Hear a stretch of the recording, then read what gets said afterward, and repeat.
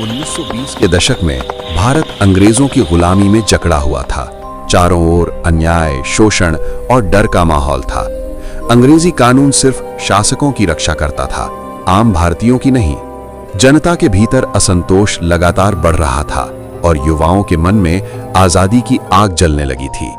महात्मा गांधी के नेतृत्व में असहयोग आंदोलन ने देश को नई दिशा दी, लेकिन 1922 में चौरी चौरा की घटना के बाद जब यह आंदोलन वापस लिया गया तो कई युवाओं को लगा कि अब आजादी की लड़ाई केवल शांतिपूर्ण तरीकों से नहीं जीती जा सकती।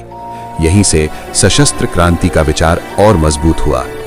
इसी सोच के साथ 1924 में हिंदुस्तान रिपब्लिकन एसोसिएशन का गठन हुआ। इस संगठन का उद्देश्य अंग्रेजी शासन को जड़ से उखाड़ फेंकना और भारत को एक स्वतंत्र गणराज्य बनाना था। राम प्रसाद बिस्मिल, अशफाक उल्लाह खां, चंद्रशेखर आजाद और राजेंद्र लाहिड़ी जैसे क्रांतिकारी इस संगठन की रीढ़ थे। क्रांति को आगे बढ़ाने के लिए धन की आवश्यकता थी। हथियार, संगठन और गतिविधियों के लिए पैसा चाहिए था, लेकिन साधन सीमित थे।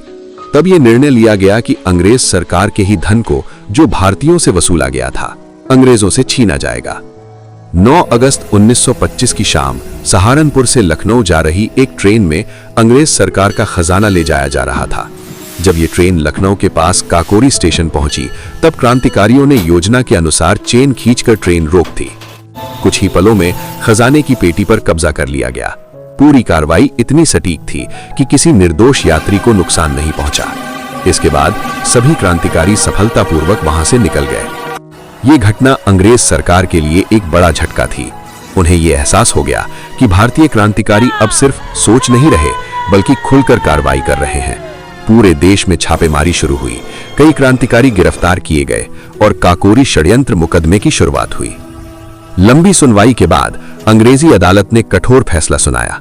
19 दिसंबर 1927 को राम प्रसाद बिस्मिल, अशफाक उल्लाह खां, राजेंद्र लाहिड़ी और ठाकुर रोशन सिंह को फांसी दे दी गई। फांसी के